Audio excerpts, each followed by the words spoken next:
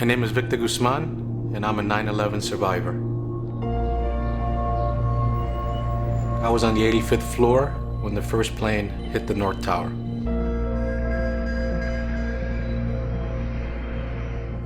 Since 9/11, my life has never been the same.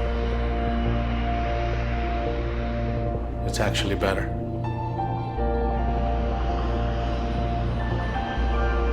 This is my story.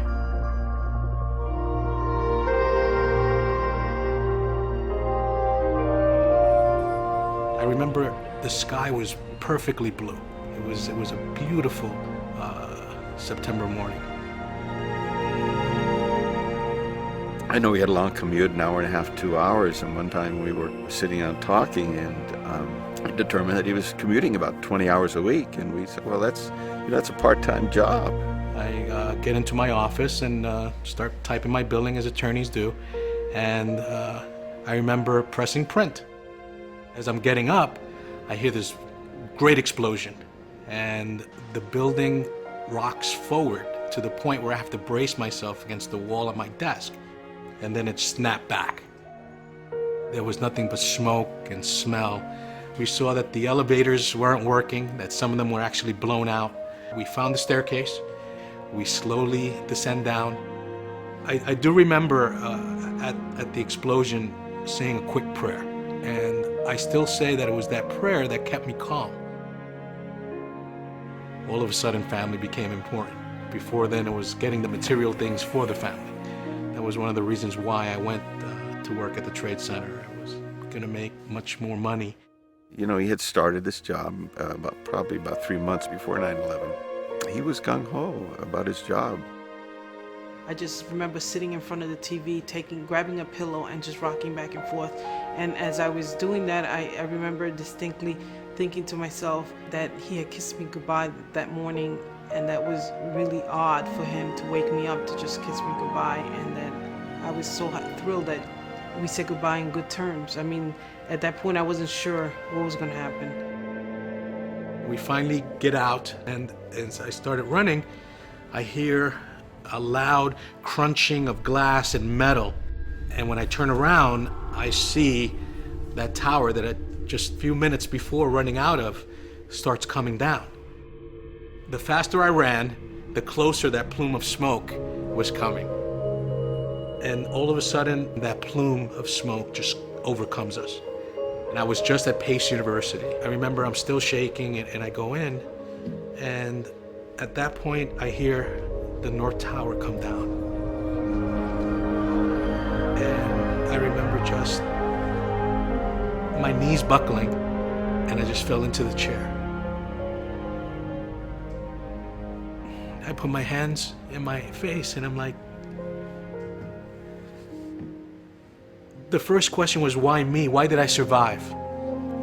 And then the next thought was, I was in that building that just collapsed.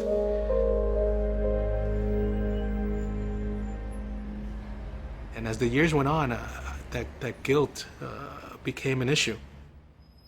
First year, I suppressed it. The first year, it was more about the notoriety that, oh, wow, you were a survivor of 9/11. And that took me through the first year.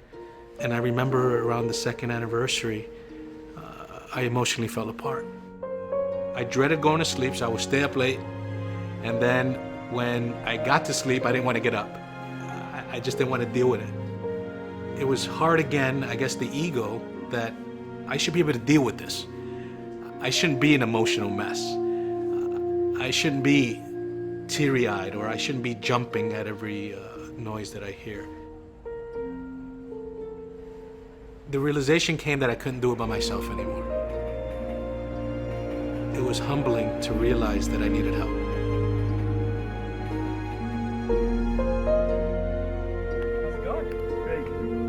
The bishop, he would always talk to Victor and give him a hug and ask him, Victor, are you okay? He became another father figure. I remember him always putting his arm around me, and how I needed that. How I needed someone else to realize that I was in pain. The hard part about changing is that, I was enjoying the money I was making in the city, and realized that I had to have faith that, one, we were going to continue to pay our bills, and two, that we were going to have to do without. I wanted a job that I was allowed to come home early. I took a job in Newburgh, which is about 30 minutes from where we live, and the difference it made, that I was able to go to a baseball game, that I was able, my daughter was on the soccer team, and just those little things that weren't important before became the focus. Scripture study, let's go. John? One thing that we were lacking in, because I wasn't around, is sitting together as a family and reading the scriptures. And I found a new life in the scriptures, and I would bury myself in the scriptures, so actually looking for solace. And as I continued to do that, I wanted to share that with the kids. I wanted them to have a love of the scriptures. What I saw through Christ's life was that he was the healer. He was going to make me whole for the sacrifices that he went through. It wasn't the pursuits of money. It didn't talk about commuting 4 hours a day. It talked about loving the little children and how he blessed them throughout his life. And that opened my eyes. Well, he was always a great man, but he became greater, I think, because of his experience. He's more family focused. He's more focused on his community and focused on serving others, in addition to his job. Yeah, he's still working hard in his employment, but he's paying attention to the real basics in life, the things that really matter. He's focused right in there. Even till today, he has called me on 9/11 since the first time, just to say hello, that he was thinking about me, and that made all the difference in the world.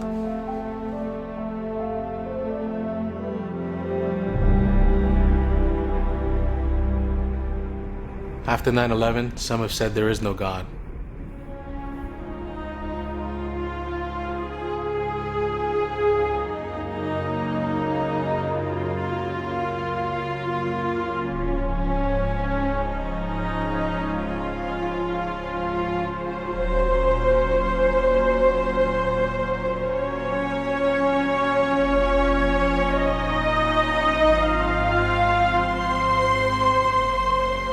For me, he's never been more real.